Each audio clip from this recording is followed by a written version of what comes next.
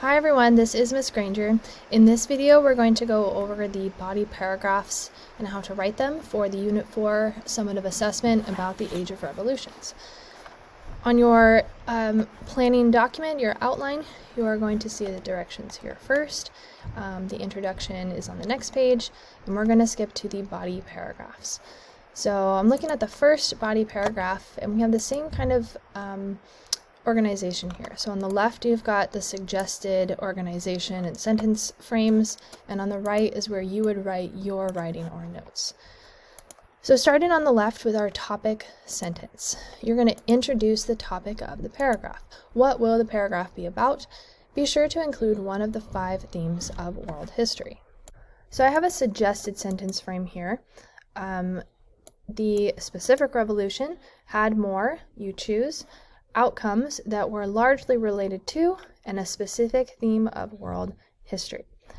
So you're looking at one of the 3 revolutions that we covered: the Glorious Revolution, the French Revolution, and or the Latin American revolutions.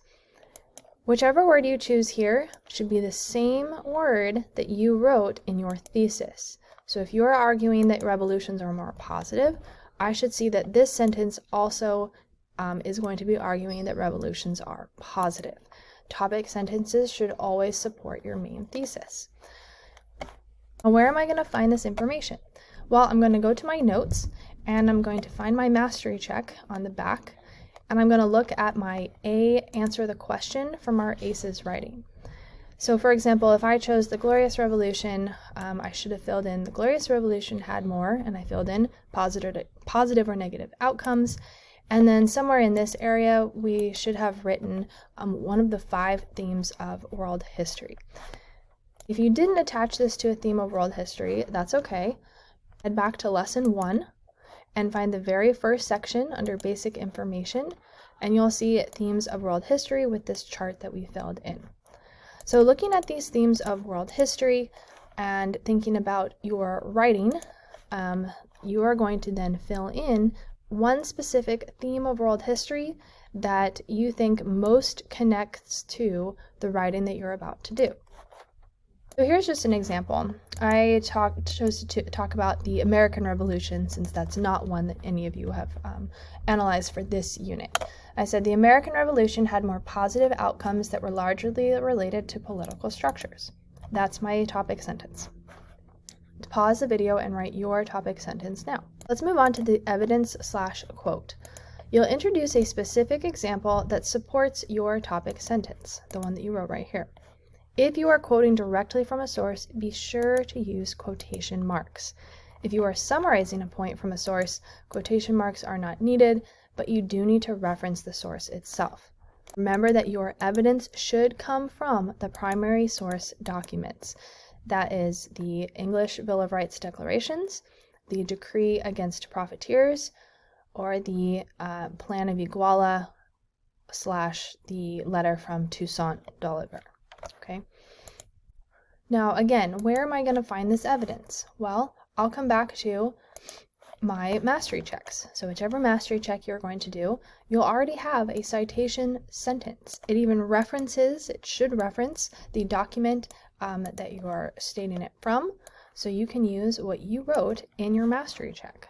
If for some reason you wanted to rephrase that or use a different sentence structure, I have 2 suggested sentence frames that you are able to use. Pause the video and write your citation and your evidence now. Next, we're going to do our analysis. Analysis for this particular one is explaining why is the evidence positive or negative. You're going to explain thoroughly and clearly using as many sentences as needed. Sometimes students can do this in 1 sentence, and sometimes students need 2 or 3, and that's fine. You'll want to be sure not to repeat yourself. Think about any impacts, any implications, the significance of an event, the historical relevance, and so on. What can be inferred from this evidence?